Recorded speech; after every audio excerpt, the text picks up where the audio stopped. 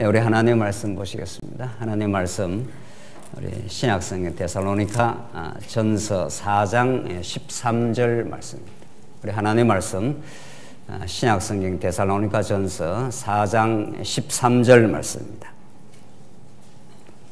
이제 찾으신 줄 알고 봉독 드리겠습니다. 데살로니가 전서 4장 13절 말씀입니다.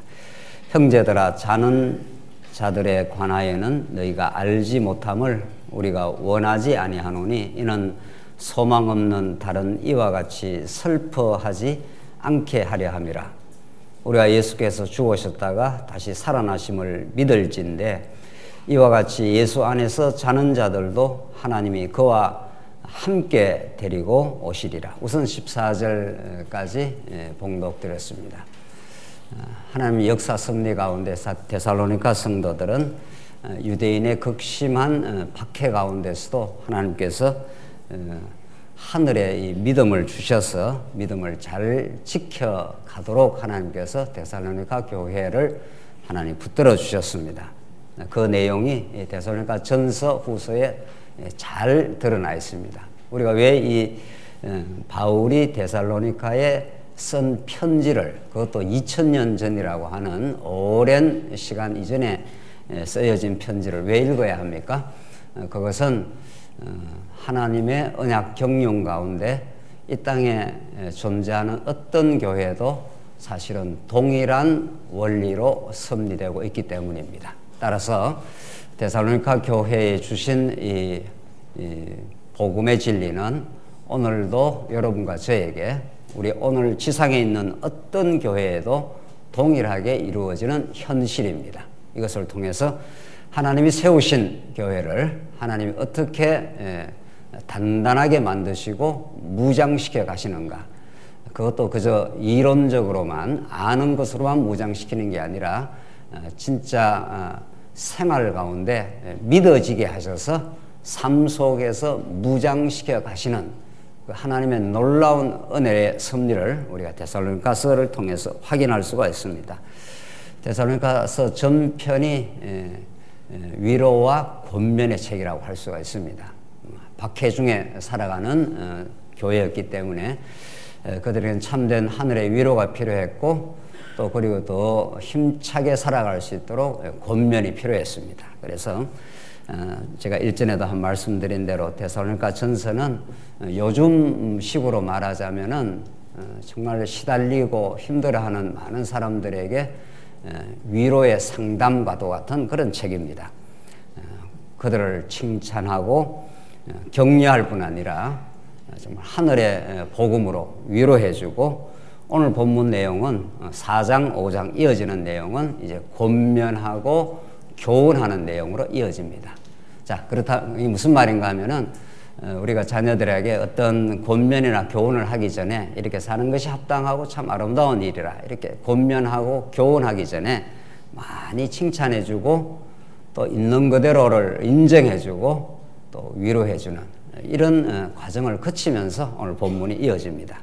오늘 본문은 우리 지난 시간 이어서 거룩한 생활의 이제 실제에 대한 내용들인데, 가정생활이 얼마나 소중한가 하는 것을 사도 바울이 권면해 주었고, 그 다음에 이제 형제 사랑에 대해서 가르쳐 주고, 우리 지난 시간에는 이제 사회생활, 우리가 육신의 몸을 가지고 있기 때문에 우리가 육신의 활동, 이 노동 현장, 삶의 일을 통해서 우리는 생활을 영위하게 되는데, 그것도 하나님의 놀라운 신령한 예배라는 겁니다.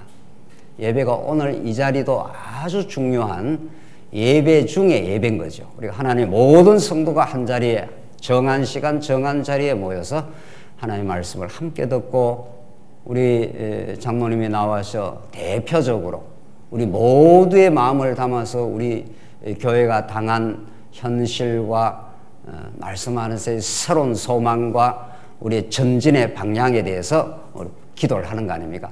하늘의 뜻이 이 땅에 이루어 주시옵소서. 이 땅에 많은 여러 가지 일들이 많지만은 그 모든 일들이 하늘의 뜻이, 하나님 나라가 이 땅에 이루어지기를 바랍니다. 우리가 우리 스스로의 힘으로 해낼 수가 없사오니 하나님께서 우리에게 힘을 주시고 지혜를 달라고 이렇게 같이 기도하는 것, 이거 얼마나 중요합니까?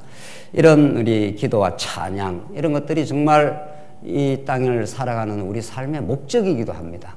그분을 노래하고 그분을 찬양하고 그분의 뜻이 우리에게 이루어지기를, 이런 걸 우리가 신령한 예배라고 하는데, 그런 예배는 오늘 이 자리에서만 이루어지는 건 아니라는 거죠. 우리 여러분과 저의 삶의 현장 속에서 아주 고난스러운 일터 속에서도 이루어진다. 그래서 단정히 일하고 궁핍함이 없게 하기 위해서 열심히 일해라. 규모 없이 그렇게 살아가지 말기를 바란다. 이런 것들이 우리 지난 시간 내용입니다. 오늘 내용은 이어져서 이제 예수님의 그 재림에 대한 신앙이 우리에게 주는 놀라운 그 소망을 우리 가르쳐 줍니다. 이건 우리한테 절절한 내용입니다. 이 땅에 일체의 인본주의 사상이라는 게 있습니다.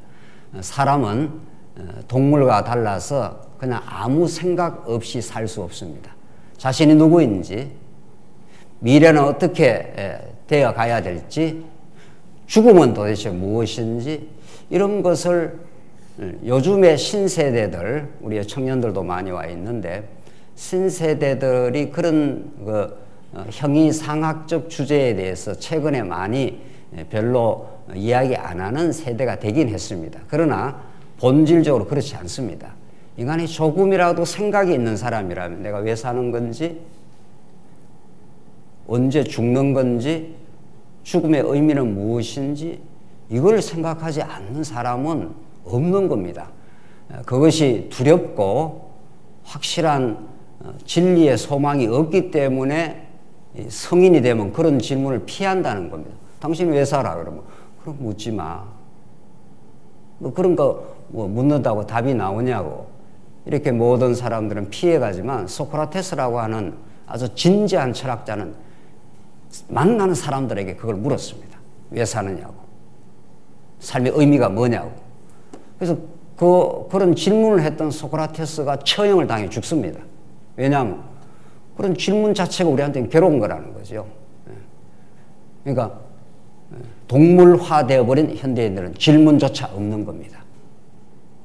왜 사는지, 내가 어떤 존재인지, 내가 경험하는 삶의 고난은 무슨 의미를 가지는지, 이걸 묻지 않을 수가 없는 거죠.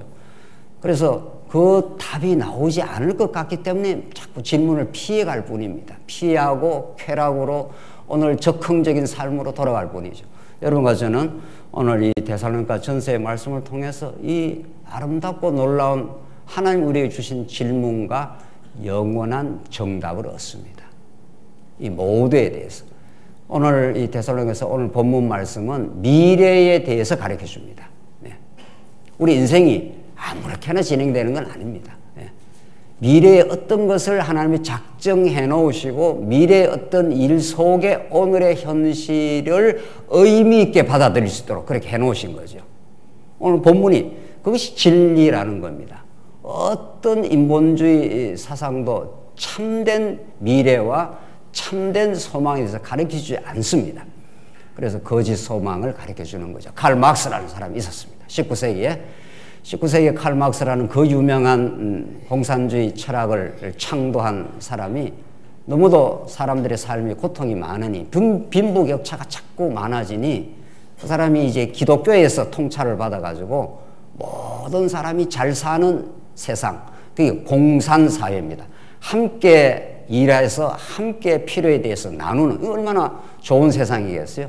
오늘날처럼 이게 자꾸 빈부격차가 심하고 양극화 현상이 자꾸 생겨나고 아무리 우리 청년들이 노력해도 집 하나 정말 마련하기가 하늘의 땅과 같은 이런 세상. 그러나 강남의 어떤 큰 아파트는 엄청나게 그 부가 우리 가난한 청년들이 꿈에도 꿀 수 없는, 평생의 꿈에 꿀 수 없는 이렇게 막 현상이 일어나기 때문에 이제 고통스러운 거죠. 그래서 칼 막스라는 철학자가 공산 사상을 선포하고 수많은 지식인들을, 수많은 젊은 사람들의 피를 들끓게 했습니다. 그래서 전 세계의 반 이상이 공산혁명으로 19세기, 20세기가 그렇게 점철되어 왔습니다. 그것이 70년 지난 후 그런 소망, 우리도 다 같이 더불어 잘 살 수 있다는 소망이 뿌리채 뽑혀버렸습니다. 소련이 다 붕괴돼 버리고 지금 남은 북한 하나가, 북한도 공산 사상도 아닙니다. 저는 완전히 왕조가 된 거죠. 그러니까 인간의 사상이라는 것이 자꾸 사람들에게 거짓 소망을 심어주는 겁니다. 내일 어떻게 되면 잘 되겠지 이런 거죠. 잘 안 됩니다. 결국은 죽음에 이르는다는 거죠. 자, 그렇다면 우리는 우리의 미래, 오늘 본문이 그렇게 되어 있습니다. 형제들아, 자는 자들에 관하여는 너희가 알지 못함을 우리가 원하지 아니하노니. 자는 자들 이렇게 합니다. 잔다는 것은 뭘 전제합니까? 여러분들 어제 밤에 잘 주무셨죠? 주무시고 오늘 아침에 어떻게 해요? 일어납니다. 성경은 죽는다 하는 것을 뭘로 표현한다고요? 잔다 이렇게 합니다. 왜? 세상 사람들이 말하는 죽음은 끝이에요. 그리고 굉장히 두려운 현실입니다. 그리고 죽음 이후에 무엇이 있는지 상상을 못합니다. 네. 그래서 무한한 허무의 세계로 끌려 들어가는 듯한 죽음 직전에 예수 믿지 않는 사람들은 굉장히 두려운 거죠. 죽으면 어떻게 되는 건지. 그래서 정말 예수 믿는 사람, 저도 많은 우리 성도님들의 죽음의 그 임종을 보기도 하고 했지만 정말 예수 믿으면 정말 그 죽음 앞에서 이렇게 얼굴이 편안합니다. 네.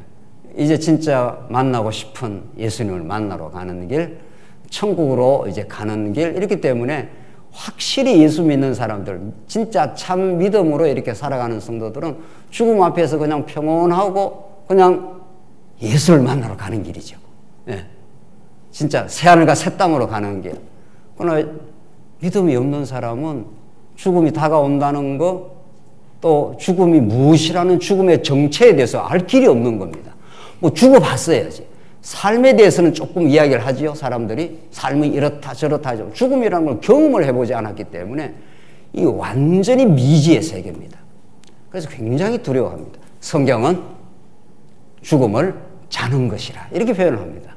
이 얼마나 놀라운 비유인지 모릅니다. 잔다는 것은 자고 나면서 어떻게 한다는 겁니까? 깨어난다 이런 뜻입니다. 깨어나면 우리는 새하늘과 새 땅에 이제 이르를 겁니다. 다시는 눈물이 없는 곳, 다시는 고난이 없는 곳, 다시는 이제 이별의 슬픔이 없는 곳, 다시는 아프지 않는 곳. 이게 이제 계시록이 가르쳐주는 새하늘과 새 땅입니다. 그래서 오늘 사도 바울이 이 당시 데살로니가 성도들이 이제 미래에 대해서 불안해하고 굉장히 당황했습니다. 왜냐하면 그 당시에 예수님이 곧 올 줄 알았습니다. 얼마 있지 않아서 예수님 올 줄 알았는데 시간이 자꾸 가도 예수님이 안 온단 말이죠. 그런데 예수 믿은 사람들이 이제 죽어가는 사람들이 있지 않습니까? 그러니까 이거 봐라. 예수님 오셔서 우리가 모두 예수님을 만나서 새하늘과 새 땅으로 갈 걸로 생각을 했는데 예수님이 자꾸 오는 게 연기되는 듯하고 그 사이에 죽는 사람이 있단 말이죠. 예수 믿고. 그러니까 이 사람들의 미래는 어떻게 되는 거야? 예수님 찾아오셔서 우리가 부활하고 우리가 새하늘과 새 땅으로 갈 건데 예수님 오시기 전에 죽어버린 사람은 어떻게 되느냐? 이런 그 당황함이, 그리고 예수님의 그 미래에 대한 진정한 이해가 충분하지 않았던 거죠. 그래서 사도 바울이 이제 편지를 쓰는 겁니다. 이제 자는 자들, 죽는 자들 염려할 거 없다고. 예수 안에서 죽은 사람들은 반드시 예수님 오시면 다시 살아나고 예수님을 그 당시에 만날 사람들하고 동일한 신분이다. 조금도 다르지 않다. 이걸 이제 설명을 해주는 겁니다. 염려할 거 하나도 없다는 거죠. 그래서 보십시오. 형제들아, 자는 자들에 관하여는 했지 않았습니까? 죽은 게 아니야. 우리가 상식적 언어로, 세상의 언어로 죽었다 하지만 그걸 성경적 언어로 바꾸면 자고 있는 거야. 잘 때 우리 아무 의식이 없습니다. 딱 우리가 피곤해서 잠들면은 아무 의식이 잠깐 8시간 잤는데도 8시간인지 잠깐 10분인지 모르는 겁니다, 우리는. 단잠을 자면 말이죠. 그렇잖아요. 살짝 잠이 들었는데 푹 자고 8시간이 지난 거죠. 푹 자면 수천 년 전에, 몇천 년 전에, 몇천 년 후가 될지, 몇백 년 후가 될지 우리는 그 예수님 오시는 시간까지는 알 수 없는 거니까 여러분과 저도 죽고 나면 푹 한숨 자고 나면 부활의 날을 맞이할 겁니다. 새하늘과 새 땅을 맞이합니다. 그래서 사도 바울이 자는 자들에 관하여는 너희가 알지 못함을 우리가 원치 않아. 꼭 너희들 알기를 원한다. 이는 소망 없는 다른 이와 같이 슬퍼하지 않게 하려 함이라. 자, 이는 소망 없는 다른 이. 이게 누굽니까? 이게 무엇입니까? 소망 없는 다른 이. 이게 일체의 예수 안 믿는 사람들입니다. 이 땅에 그 당시만 해도 얼마나 요즘에 워낙 인류가 70억 이렇게 더 수가 늘어났지만 그때도 엄청 예수 믿는 사람은 아주 극소수 아닙니까? 이 데살로니가 성도 초대교회 몇몇 사람들 이 정도고 얼마나 많은 예수 안 믿는 사람들이 많았는데 그 예수 믿는 사람들의 수가 소수이지만 그게 진리라는 겁니다. 이 진리는 수싸움을 하는 게 아니라는 거죠. 예수 그리스도 한 분이 진리시고 온 인류가 다 비진리였습니다. 그런 것처럼 소망 없는 다른 이들, 그 당시에 예수 믿지 않는 수많은 사람들은 거짓 소망을 붙들고 있을 뿐이라는 거죠. 그래서 이걸 베드로 사도가 베드로 전서에서는 어떻게 표현을 합니까? 하나님께서 예수 그리스도 안에서 우리가 중생함, 거듭남을 받아 우리가 그리스도 안에서 산 소망을 얻었나니 이렇게 하지 않습니까? 산 소망이라는 건 그 산 소망이 아닌 소망이 있다는 거죠. 산 소망의 반대가 무엇이겠습니까? 거짓 소망, 엉터리 소망. 그래서 사람은 여러분과 제가 이 땅에 존재하는 것 자체가 무슨 소망이라도 있어야 됩니다. 그 소망이 아주 없다. 그건 절망이라고 하지 않습니까? 그러면 사람이 죽는 겁니다. 정말. 그래서 산 소망, 진짜 소망을 가지고 살아가느냐, 거짓 소망, 엉터리 소망. 그래서 모든 일체 인본주의 사상은 이 사람들에게 거짓 소망을 줍니다. 칼 막스가 공산사회가 반드시 이루어진다. 그때가 되면은 우리 모두가 행복한 나라가 된다. 안 왔습니다. 공자도 난세에 도덕 정치가 이루어지는 그런 세상이 올 것이다. 안 왔습니다. 안 옵니다. 그런 사상가는 아니더라도 모든 이 땅에 사는 우리 평범한 소시민도 몇 년 지나면 이 전세방에서 벗어나서 우리도 조그마한 아파트, 내 집을 갖고 살 거야. 이런 소망이 있기 때문에 지금 견뎌내는 겁니다. 우리는 그런 것이 아니라 베드로 사도가 말한 대로 하나님께서 예수 그리스도 안에서 우리에게 산 소망을 주셨나니 썩지 않고 더럽지 않고 쇠하지 아니하는 영원한 소망을, 하늘에 속한 소망을 주셨다고. 이렇게 베드로 사도가 그 당대에 흩어져 있는 어려움을 겪고 있는 성도들에게 주신 소망입니다. 오늘 본문이 그런 거죠. 소망 없는 다른 이와 같이 슬퍼하지 않게 하려 함이라. 그러니까 소망 없는 사람들은 그냥 죽음으로 다 끝나는 거고 그것으로 아주 인생이 멸절이 된다고 믿으니까 얼마나 슬프겠냐고요. 그러나 14절 우리가 예수께서 죽으셨다가 다시 살아나심을 믿을진데 우리의 믿음의 내용이 복잡하고 어렵지 않습니다. 복음은 그렇게 복잡한 내용을 말한 적 한 번도 없습니다. 예수님 죽으시고 부활한 걸 믿을진데 이게 믿음의 에센스입니다. 아주 본질입니다. 여러분과 제가 예수가 이 땅에 언약대로 오셔서 하나님의 살아계심과 그 무한한 은혜를 우리가 확정하시고 십자가에서 그 예수가 십자가에 죽으심으로 우리의 모든 허망한 죄악들을 다 용서하시고 부활하심으로 우리에게 의가 되게 하셨다고. 의가 되게 했기 때문에 우리가 하나님의 자녀가 된 겁니다. 그래서 하나님의 심판대 앞에서도 두려움이 없는 겁니다. 예수의 의로움을 덧입고 우리가 나가니까. 그걸 만약에 우리가 믿는다면 이런 말이죠. 우리가 그걸 지금 믿고 있지 않습니까? 그처럼 소망스럽고 보배로운 게 없단 말이죠. 세상에 어떤 재산, 어떤 권력, 어떤 명예를 가진 것보다 예수가 십자가에 죽으시고 부활하셨다는 걸 믿는 사람은 삶과 새 땅으로 가는 거죠. 그 진짜 산소망. 베드로 표현대로 썩지 않고 더럽지 않고 쇠하지 않은 기업을 주셨다고. 그게 확실하고 분명한 게 우리에게 이미 주어져 있다고. 그래서 이 땅에 웬만한 걸 겪어도 소위 말해서 요즘 우리 사람들, 청년들이 많이 말하는 것 같아요. 멘탈이 탄탄한 겁니다. 그러니까 아주 탄탄하기 때문에 이 땅에 웬만한 타격을 받아도 새하늘과 새 땅에서 이미 주어진 썩지 않고 더럽지 않고 쇠하지 않은 기업을 주셨나니 그게 산소망이라고. 그래서 베드로나 바울이나 그런 소망의 나라를 하나님께서 약속으로 주시고 신실하신 하나님이 반드시 이루어 주실 거기 때문에 오늘 잘 견뎌가 이런 거죠. 이 땅 얼마나 이런저런 어려움들이 많습니까?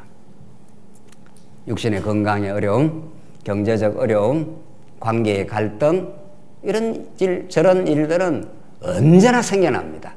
하나님께서 우리를 죄악된 몸을 입고 이 땅에 아직 던져놨기 때문에 하나님이 붙들어 주지 않으면 언제나 어려움은 발생하게 되어 있습니다. 그러나 하나님께서 미래의 소망을 확실하게 주시고 오늘 본문의 말씀처럼 소망 없는 다른 이들과 같이 슬퍼하지 않게 함이라 우리가 예수께서 죽으셨다가 다시 살아나심을 믿을진대 이와 같이 예수 안에서 자는 자들도 했지 않습니까? 예수 안에 잤다가 반드시 깬다. 조금 있으면 이제 깬다는 겁니다. 자는 자들도 하나님이 그와 함께 데리고 오시리라. 예수 안에 이미 죽은 자들, 이제 오늘 표현대로 말하면 자는 자들도 다시 이제 부활의 날, 이제 예수님 오시면 다시 예수님과 함께 누리는 새하늘과 새 땅, 그날이 반드시 있을 것이니 어지간한 고난을 견뎌내고 또 소망의 인내를 살아가기를 바란다. 그걸 성령께서 또 해주신다는 거죠. 우리의 의지로 그렇게 하는 게 아니라. 그래서 15절 봅시다. 우리가 주의 말씀으로 너희에게 이것을 말하노니 주께서 강림하실 때까지 우리 살아남은 자도 자는 자보다 결코 앞서지 못하리라. 이미 뭐 예수 안에서 세상적으로 말해서 죽은 사람들이 자꾸 이제 생겨날 건데 그 사람들이 우리가 지금 살아있는 나중에 지금 예수님 오실 때 살아남은 사람들은 예수님을 직접 이제 강림을 볼 거 아니에요. 그러니까 그 전에 이미 죽은 사람들이 그 사람보다 늦지 않다 이런 말이다. 똑같이 다 예수님을 만나 부활의 경험을 하게 될 것이다 이런 뜻입니다. 그래서 16절 주께서 호령과 천사장의 소리와 하나님의 나팔 소리로 친히 하늘로부터 강림하시리니 그리스도 안에서 죽은 자들이 먼저 살아나고 그 후에 우리 살아남은 자들도 그들과 함께 구름 속으로 끌어올려 공중에서 주를 영접하게 하시리니 그리하여 우리가 항상 뭡니까? 주와 함께 있으리라. 그 마지막 그 말이 이 결론입니다. 사실은 예수님 다시 오시면 뭐가 좋으냐는 거예요. 예수님 오시면은 그렇잖아요. 예수님이 여러분과 저의 영원한 사랑의 대상인데 그분이 우리를 신부 삼아서 창녀 고멜처럼 또 나가고 또 범죄하고 또 범죄하고 그게 우리 호세아서에 나오는 하나님의 사랑의 표현 아닙니까? 이게 신랑이 붙들었는데 또 나가서 또 범죄를 해. 그래서 신랑이 이 신부를 못 나가게 하려고 이제 가시덤불을 만들어 가지고 가는 길을 막아버렸습니다. 하나님께서 여러분과 저의 가는 길을 때로는 때때로 막을 때가 있는데 그것이 주님의 품 안으로 신랑 안으로 오라는 거죠. 그렇게 고멜이 범죄했습니다. 또 신랑 떠나서 세상 남편 찾아가고 세상 물질, 세상 명예, 세상 권력이 그렇게 좋은 거죠. 그러니까 하나님께서 또 막아주시고 또 막아주시고 또 용서해 주십니다. 그게 우리의 삶의 사실은 반복되는 일들입니다. 그러나 그 숱한 범죄와 어리석음에도 불구하고 우리의 참 신랑 되신 예수는 반드시 오신다는 겁니다. 오셔서 새하늘과 새 땅에서 우리의 모든 허물을 다 깨끗하게 씻어주시고 깨끗한 세마포를 씻어주셨어. 결혼식장 가면은 우리 신부가 얼마나 예쁩니까? 결혼식장 가면 뭐 모든 신부가 다 예쁘더라고요. 그날은 신부의 최고의 날. 예쁜 드레스 입히고 최고의 화장을 하고 말이죠. 그보다 더 영광스러운 깨끗한 세마포 옷으로 의의 옷으로 우리의 흠을 지고 어리석은 우리의 모든 죄악을 깨끗하게 덮어서 온전한 신부로 만들어줘서 신랑이 우리와 영원히 함께 하겠다는 거예요. 우리 부모님 다 만나러 가고 형제 자매 만나러 가고 하지 않습니까? 명절이 왜 좋습니까? 떨어져 있다가 우리 사랑하는 가족을 만나러 가는 것. 하기야 요즘은 며느리들이 명절도 힘들다 그러더라고요. 일도 요새는 일하는 거 그래 옛날처럼 그래 일 많아요. 뭐 그런 것들은 부차적인 거고. 좌우지간 우리 사랑하는 우리 부모님을, 사랑하는 우리 형제들을 만나 환담하고 세상의 어려움들을 나누고, 그래도 조건 없이 수용해주는 우리 형제들이 있고 부모가 있으니. 저희 부모님이 연세가 참 많으신데 어머님이 왜 고향을 가고 싶냐고요. 가면은 아무 조건 없이 수용을 해주니까. 아무 조건 없어요. 돈 잘 버리는 자식이든지 돈 못 버리는 자식이든지 아무 조건이 없어요. 오히려 부모 마음은 힘들고 어려운 자식이 더 마음에 끌려요. 그렇게 해서 아무 조건 없이 그냥 안아주고 사랑하니, 우리 예수님이 이 땅에서 범죄하고 실수 많고 어리석고 그렇게 살아가도 새하늘과 새 땅에 우리가 가면은 여러분과 저를 뭐 교회 봉사를 많이 했네, 뭐 어떤 사람은 못했네, 이렇게 평가 안 합니다.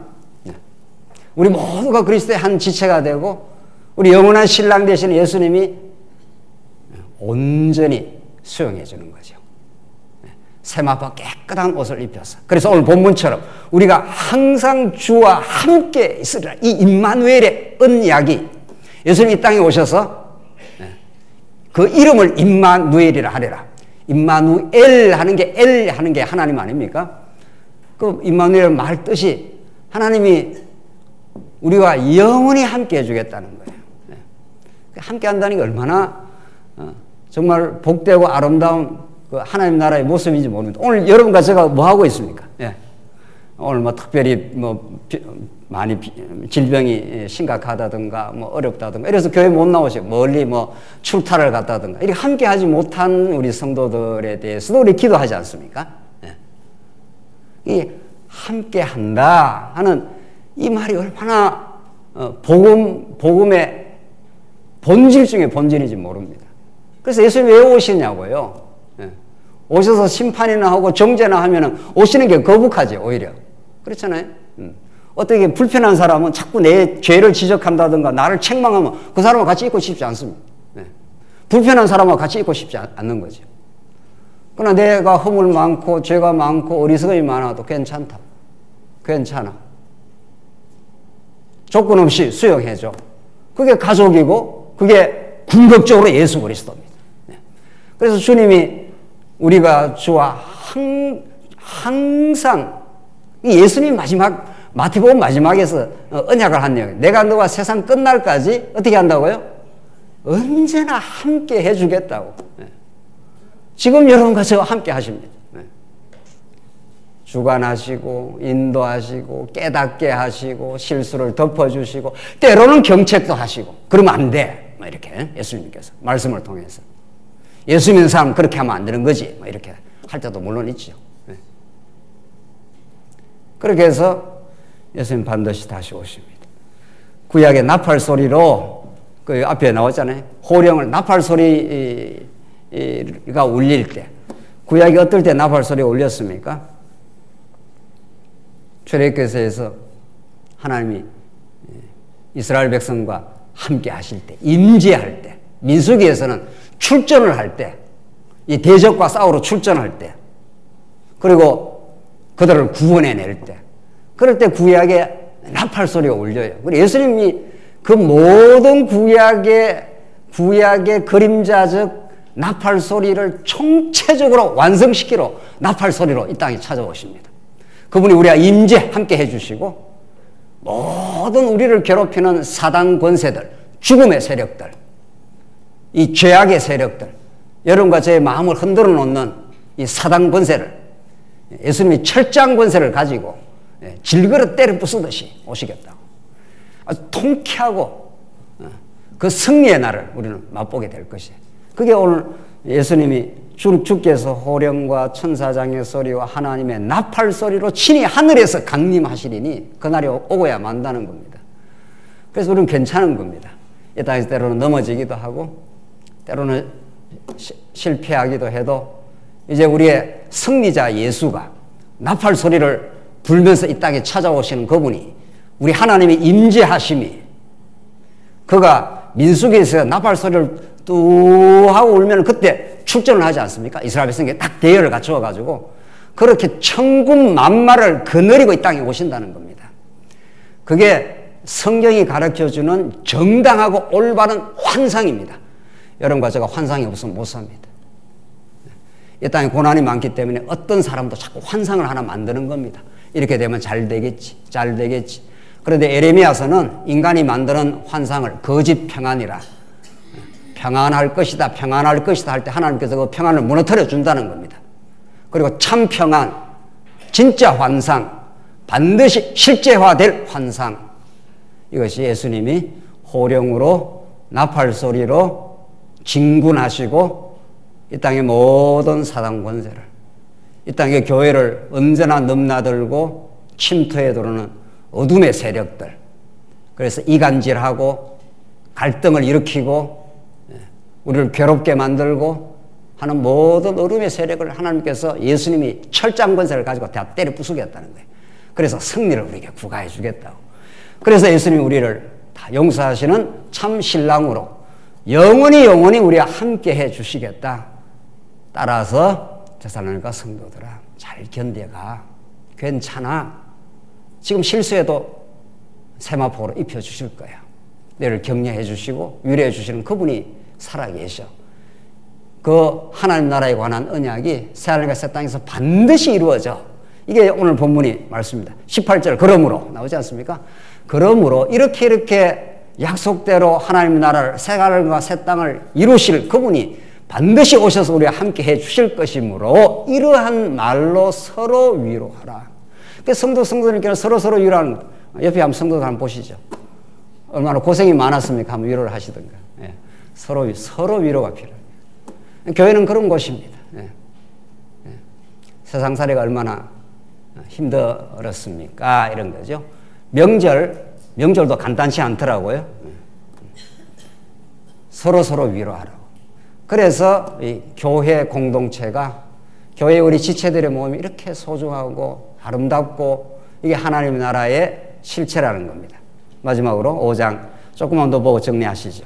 형제들아, 때와 시기에 관하여는 너에게 쓸 것이 없음은 주의 날이 밤에 도둑같이 이룰 줄을 너희 자신이 자세히 알기 때문이다.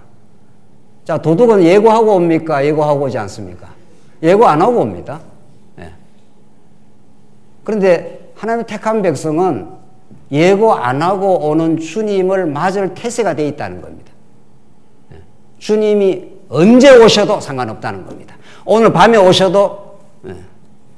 1000년 후에 오셔도 상관없다는 겁니다. 예고 예수님이 오시는데 그 때를 하나님만 아시고 오실 것인데, 그런데 이 멸망할 자들은 평안하다. 하나님 없이 살아도 괜찮아. 이런 사람들한테는 도둑같이 온다는 겁니다. 한번 보십시다. 3절 그들이 평안하다, 안전하다 할 그때에 임신한 여자에게 해산의 고통이 이름과 같이, 이거 비유지 않습니까? 자, 아이를 가졌는데 해산을 언제 할지 모릅니다. 예. 약간 땡겨서 할 수도 있고, 뭐 대략 정한 시간 할 수도 있고, 조금 늦을 수도 있고, 이거 아무도 모르는 겁니다, 이게. 예. 그러니까 비유는 도둑같이 온다, 혹은, 아이를 가진 여자에게 해산의 고통이, 해산할 그 진통이 오는, 그러니까 모른다, 이런 뜻입니다. 우리가 예상할 수 없다, 이런 거죠. 지금 그 비유가. 이런 해산의 고통이 이름과 같이 멸망이 갑자기 그들에게 이르니 결코 피하지 못하리라. 이게 불택자입니다. 이게 하나님 택하지 않은 백성에게는 평안하다, 안전하다, 이만하면 먹고 살만하다, 이럴 때 예수님이 벼락같이 등장을 한다는 겁니다. 그러나 우리 택한 백성은, 여러분과 저에게는 성령이 함께 하시기 때문에 언제나 진리 안에 우리가 살아가고 예수님 오실 날을 기다리고, 언제 오셔도 우리는 마음에 준비를 하나님께서 허락을 하셔서 그렇게 진행하도록 하나님께 인도하신다는 겁니다. 4절 봅시다. 형제들아, 너희는 어둠에 있지 아니하며 그날이 도둑같이 너희에게 임하지 못하려니. 왜 우리가 예수님 오시는 걸 이렇게 잘 받아들일 수 있는가 하면 우리가 어둠에 있지 않다는 거예요. 우리가 빛 가운데 있는 자이기 때문에 우리가 예수님 오시는 것을 기꺼이 우리가 받아들일 수가 있는데 5절 너희는 다 빛의 아들이요 낮의 아들이라 우리가 밤이나 어둠에 속하지 아니하리니 그러므로 우리는 다른 이들과 같이 자지 말고 오직 깨어 정신을 차릴지니라. 자, 이런 표현도 우리가 잘 해석할 필요가 있습니다. 깨어 정신을 차리라니까 군대에 가면은 기합을 줘가 정신 차리라고 이제 기합을 많이 주는데 그런 차원이 아니지 않습니까? 이 본문의 말씀이 우리가 우리 정신을 차려가지고 이렇게 예수님 오늘 날 맞이하라 이런 뜻이 아니라 여러분과 저 안에 있는 성령 하나님께서 우리에게 언제나 진리 안에 있음을 믿어지게 하시고 믿음과 소망과 사랑 가운데 살아가도록 늘 인도를 해주시고 우리를 위로해 주시고 새 힘을 공급해 주셔서 오늘도 이렇게 교회로 발걸음을 인도해 주시고 함께 말씀을 듣고 함께 진리 안에 살아가는 우리 지체의 힘을 깨닫게 하시고 이렇게 우리가 성령 안에서 진리 안에 살아가도록 정신을 차리도록 하는 것 자체가 성령 하나님의 열매입니다. 이게 얼마나 놀라운 하나님의 섭리인지 모릅니다.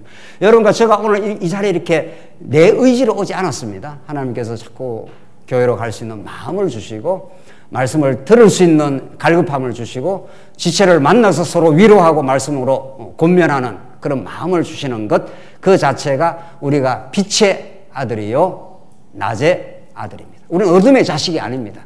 어둠의 자식은 자기 스스로가 만들어 놓은 자기 세계에서 평안하다 안전하다 그때 도둑처럼 예수님이 멸망을 선포하러 오신다는 겁니다. 그래서 여러분과 제가 진리를 깨닫고 살아가는 가장 아름다운 태도는 우리가 섰다고 하지 않는 겁니다. 선줄로 아는 자가 가장 위험하다. 내가 내 스스로 내 삶을 평안하게 내가 이만큼 저축해 나왔으니 평안할 거야. 그게 가장 위험할 때라는 겁니다. 그게 내 주변이 평안하게 돼 있으니까 내 삶이 평안할 것이라. 하나님께서 하나의 변수만 건드려버리면 우리 인생이 다 무너져 버립니다. 어떤 것도 평안하지 않습니다. 하나님이 지켜주시는 이 현실, 하나님의 진리 안에 살아가는 삶에 어떠한 환난과 고난이 있어도 데살로니가 교회 성도들이 그랬습니다. 데살로니가 교회 성도들이 환경이 평안해서 평안한 것이 아니었습니다. 유대인들의 박해가 있고 초대교회 어느 교회든 겪어야 되는 시련들이 있었지만 성령이 주시는 기쁨으로 하나님 우리 함께 하신다고 하는 그 확신으로 그리고 미래의 새하늘과 새 땅이 하나님 나라에 관한 언약이 반드시 하나님께서 이루어 주실 것이라는 믿음으로 우리 모두는 자는 자요 반드시 깨어날 날이 있다는 그 부활의 소망이 있으므로 그 신앙 안에서 데살로니가 성도들을 하나님께 붙들어 주셨습니다. 그것이 깨어 정신을 차리게 하시는 성령 하나님의 역사입니다. 여러분과 제가 오늘 이렇게 말씀을 듣는 것 자체, 말씀 안에서 하나님이 살아계심을 믿어지는 것 자체, 예수님이 죽으시고 부활하셨다는 것을 믿을진데 우리도 반드시 자고 깨어날 것이라고. 그날이 오기까지 믿음의 경주를 하나님 주시는 소망 가운데 잘 견뎌가는 그런 넉넉하고 담대한 교회로 하나님께서 우리 교회를 세워주실 것을 우리는 그렇게 하나님께만 그분만을 오늘 찬양대가 찬양한 것처럼 그 주님만을 바라는 참 신앙의 삶으로 우리 모두를 하나님께 인도해 가실 것입니다. 기도하십시다. 자비하신 하나님 아버지, 우리 소망 없었던 우리들에게 거짓 소망에 사로잡혀 하루하루를 어리석게 살아왔던 우리들에게 참 소망 주셔서 감사합니다. 썩지 않고 쇠하지 않고 더럽지 않는 이제 예수님 신랑을 만날 그날을 소망하면서 오늘 하루를 믿음 안에 하나님 주시는 사랑 안에 잘 경주하게 하시옵소서. 예수님 이름으로 기도하옵나이다. 아멘.